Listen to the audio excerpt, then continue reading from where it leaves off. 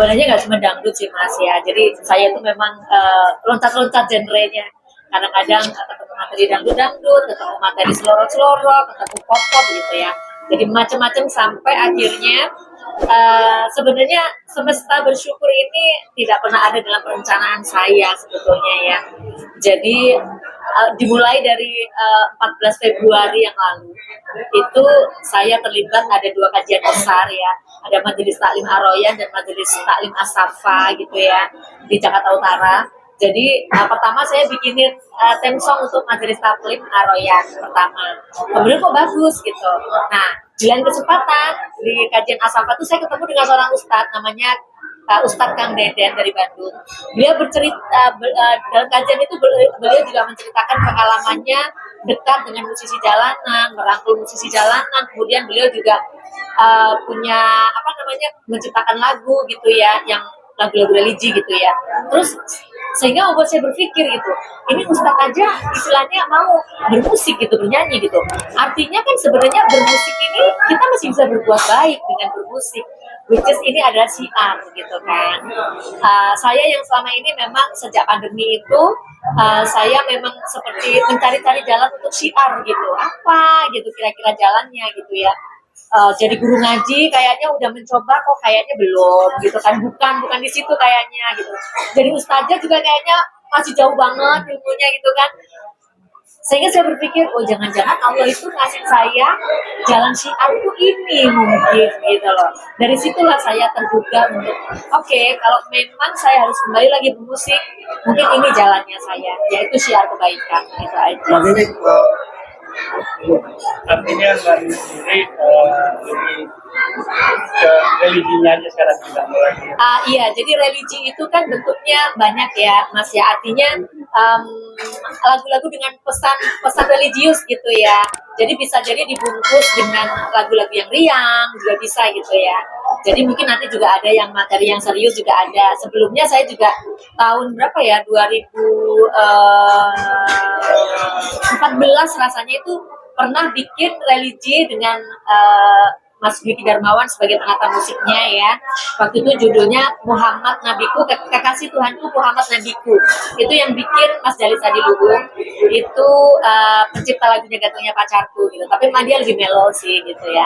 Nah yang ini nih saya merasa materinya tuh, saya merasa ini tuh apa ya, ringan gitu. Terus kemudian karena isinya liriknya bagus banget dan judulnya Semesta Bersyukur itu udah kayaknya jatuh hati banget. Saya dari baca judulnya aja udah langsung jatuh hati gitu.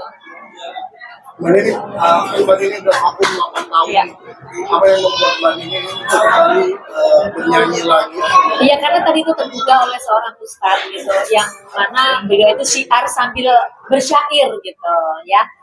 Dari situ saya tergugah untuk berarti sebenarnya saya masih bisa bermusik ya, tapi dengan konsep yang lain gitu ya, itu syiar gitu. Nah, terus saya utarakan kepada suami saya, yang utama sekali itu suami saya gitu. Dan ternyata beliau boleh, go for it katanya, bagus kok syiar gitu kan. Ya udah, akhirnya saya coba untuk hubungin pencipta lagu, terus kemudian penata musik, publisher, sampai ke situ gitu loh. Karena saya nggak nyangka ternyata hasilnya tuh kok seperti yang teman-teman lihat tadi ya. Secara musikalitas tuh saya merasa ini bener-bener kayaknya ditata serius sama penata musiknya gitu loh. Jadi kayaknya sayang aja gitu kalau nggak dipublis gitu. Mungkin berapa lama sih proses pembuatannya sendiri? Katanya tadi kan jalur langit mungkin secepat apa ya proses pembuatannya? Iya, kalau di total sih sekitar nggak sampai 10 hari ya, 1 minggu. Kalau di total pengerjaannya, dari mulai saya minta lagu itu jaraknya 2 hari, lirik itu jadi, kemudian lagunya deal, kemudian bikin musik itu cuma semalam. Kemudian saya rekaman, mixing, besoknya itu saya harusnya udah syuting. Cuman karena saya sempat kena diare gitu ya, jadi nunggu 2 hari kemudian baru yang di puasa hari keberapa ya, hari Senin kalau nggak salah. Kan kita puasa hari Sabtu ya, Sabtu Minggu Senin saya syuting dari jam 3 sore sampai jam 5 sore. Kebetulan Mbak Fitri kemarin juga ada waktu saya syuting, nungguin, alhamdulillah subuhnya udah kelar dong video klip. Hari Selasanya langsung diunggah oleh Positive Art ke YouTube. Jalur langit bukan coba. Kalau bukan Allah yang berkehendak itu loh. Masya Allah, la haula wala quwata illa billah. Karena saya benar-benar sebelumnya tuh nggak ada perencanaan sama sekali gitu, nggak pernah merencanakan sama sekali. Jadi tadi aku lihat juga di video klip ada konsep sama Iya. itu mungkin seperti apa tuh? Iya, jadi ketika saya karena saya dikejar target sebetulnya ya, kejar target karena kan nggak dengan perencanaan, ketemu materi Ramadannya udah di depan mata gitu kan, sehingga kan saya harus mikir, wah video klipnya jangan ribet deh, udah bikin beauty aja deh gitu kan. Nah kebetulan saya ketemu tempatnya yang biasa saya pertemuan pengajian tuh di situ gitu loh, udah langsung ke situ ngubungin, alhamdulillah deal gitu kan. Nah terus saya mikir, ini kayaknya kalau saya kok garing banget gitu ya.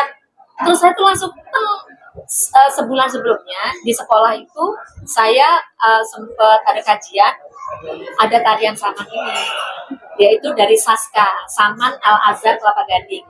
Nah, kemudian saya langsung kontak gitu loh. Karena kan memang saman ini kesenian Islami ya, gitu. Saya jadi merinding gitu. Itu semua kayaknya Allah yang nunjukin gitu loh, Dok. Kayaknya memang kamu tuh harus ini gitu tuh langsung kayaknya tuh langsung deal aja gitu ya. Ya udah alhamdulillah kita tanpa latihan, tanpa babi bu ya. Jadi bener-bener sehari sebelum syuting dikasih tahu, besoknya langsung syuting. Ya sudah, di situ latihannya ya sudah. Alhamdulillah gitu. Kami yakin insya Allah materi religi itu tidak lekang ditelan waktu ya. Mudah-mudahan nanti terus sampai kapanpun terus bisa didengarkan. Jadi sebenarnya jujur Li, ketika saya proses pembuatan itu saya nggak ngomong sama dia. Iya. Saya nggak ngomong-ngomong. Begitu sudah jadi, baru saya ngomong. Dok, Mbak punya materi religi. Tolong carikan publisher. Ngomong dong. Langsung gue nggak, karena kan mungkin karena saya sekarang alhamdulillah qadarullah udah jarang di Indonesia. Jadi emang bolak-balik kan seperti itu, jadi makanya secara proses itu aku memang tidak terlalu update. Giliran dikasih tahunya dua yang cari publisher, waduh langsung bingung.